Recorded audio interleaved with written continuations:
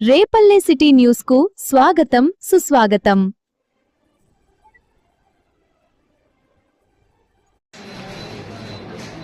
నమస్కారాలు తెలియజేసుకుంటున్నాను. గడిచిన 9 రోజులుగా మా డాక్యుమెంట్ రైటర్స్ స్టేట్ అసోసియేషన్ ఎవరికి ఇబ్బంది కలిగించకుండా పెండౌన్ కార్యక్రమం అనేది దాదాపు మేము ఈ పెండౌన్ కార్యక్రమాన్ని సంపూర్ణంగా నిర్వహించడంలో విజయవంతమయ్యాం. ఈరోజు ప్రభుత్వం ఇచ్చిన 396 జీవో వ్యతిరేకంగా మేము చేస్తున్న ఈ పెండౌన్ కార్యక్రమం ఇప్పటి వరకు కొనసాగింది. ఇక ముందు స్టేట్ అసోసియేషన్ ఏం చెప్తుందో దాని ప్రకారం మేము ఫాలో అవుతాం.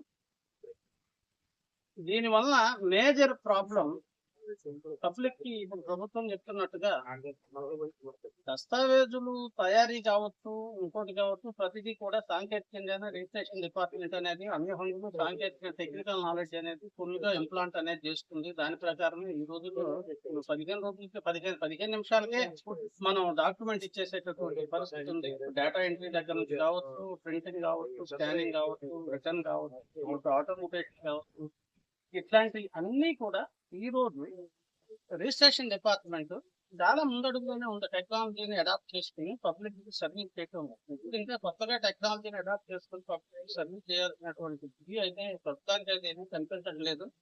దీనివల్ల మెయిన్ గా ఏంటంటే లేఖరి వ్యవస్థ అనేది రద్దు పట్టిపోతుంది. లేఖరి అంటే సమాజంలో ఎంతో ప్రాధాన్యత ఉన్నటువంటి వ్యక్తి అన్నమాట. అతను చెప్పే వ్యవహారాలు కావచ్చు, చాలా కేసెస్ అనేవి ఆయన తెలివితేటలతో, నేర్పరితనంతో దాన్ని సాల్వ్ చేస్తారు. ఒక డాక్యుమెంట్ వచ్చిందంటే అది ప్రొహిబిటెడ్ లిస్ట్ లో ఉందా, దాని యూనిట్ రేట్ ఎంత ఉంది, దానికి ఎంత స్టాంప్ డ్యూటీ అవసరం అయింది, అదంతా మొత్తం అసెస్మెంట్ చేసి అది చలనాలు ఆన్లైన్ లో జనరేట్ చేసి కానీ త్రూ బ్యాంక్ ద్వారా కానీ అవి కట్టించి తర్వాత ఆపణ డాక్యుమెంట్ నీట్ గా ప్రిపేర్ చేసి ఎటువంటి లీగల్ కాన్సిక్వెన్సెస్ అనేది ఫ్యూచర్ లో రాకుండా వాటిని ముందే యాంటిసిపేట్ చేసి దానికి అనుగుణంగా రెమిడియల్ డ్రాఫ్టింగ్ అనేది చేయగలిగే సత్తా ఎప్పుడూ కూడా డాక్యుమెంట్ రైటర్కే ఉంటది.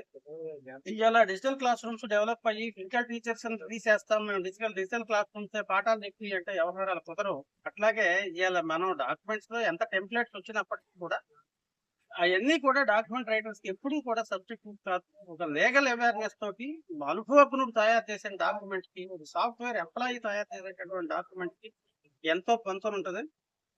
మేము ఈ ప్రభుత్వాన్ని అర్థిస్తున్నాం, మేము గగ్గోలు పెడుతున్నాం, మా పట్ల కనికరించండి అని మేము మీకు పూర్తి స్థాయిలో సహకరిస్తామని చెప్పాము మొదటి నుంచి. అట్లాగే మేము ఈ ప్రభుత్వాన్ని ఓట్లేసి వెళ్ళిపోతున్నాం. మేము ప్రభుత్వానికి అనుకూలంగా పనిచేసుకుంటూ వస్తున్నాం. ఈ ప్రభుత్వ ఆదాయాన్ని పెంచడంలో మా వంతు పాత్ర మేము గణనీయంగా పోషిస్తున్నాం.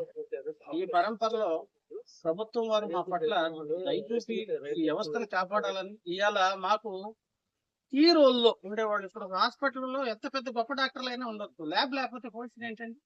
ల్యాబ్ నుంచి ప్రాపర్ వాల్యూస్ అనేవి వచ్చి రిజల్ట్స్ అనేవి డిసీజ్ ఐడెంటిఫికేషన్ చేయడం కరెక్ట్ గా లేకపోతే క్వాలిఫైడ్ డాక్టర్ కూడా వేస్ట్. అట్లాగే జీడిపి ఆపరేటర్స్ అది లేకపోతే ఇవాళ ఈ వ్యవస్థలో దానికి అసలు ప్రాణం అనేదే లేదు ఈ వ్యవస్థకి. అట్లాంటిది ఒక గుండెకాయ లాగా ఈ వ్యవస్థను కాపాడుకుంటూ వెన్నుదన్నుగా నిలిచినటువంటి డిటిపి ఆపరేటర్స్ ఇవాళ రోజులు పడిపోయే పరిస్థితి.